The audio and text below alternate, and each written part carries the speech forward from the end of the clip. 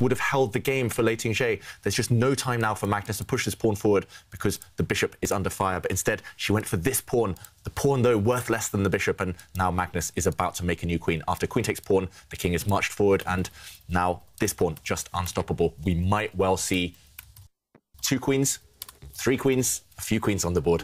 And black's pawn, unfortunately, just too slow. So no time to grab this bishop because white would make a new queen, another check. But now white's king is going to zigzag to safety. It's just going to march its way behind its bishop. OK, Magnus uses this square, but now eventually this pawn will promote. Let's go back to the players. Magnus about to make a second queen. And he should win this one. But look at this Lei Tingjie. She's going for a queen as well. Will we see 4 queens on the board, Jovanka? Now we see 3. Yeah, I'm not quite sure whether Lei Tingjie will be able to make 4. The 4th queen, because those 2 queens, they're very powerful and they will work together to create mating threats. And there you go, there's 1 on the board now.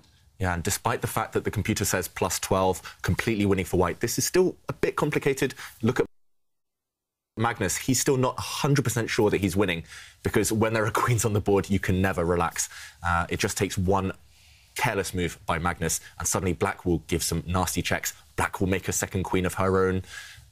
I mean, what a position we have right now. How tense is this one? If black does take the time out to make a new queen, OK, she doesn't do this, then white would have taken the pawn next to the black king on the f7 square, and I think that would have ended in checkmate next move. So black's bishop moving out the way. Look at black's queen at the bottom now, guarding the pawn on the f-file.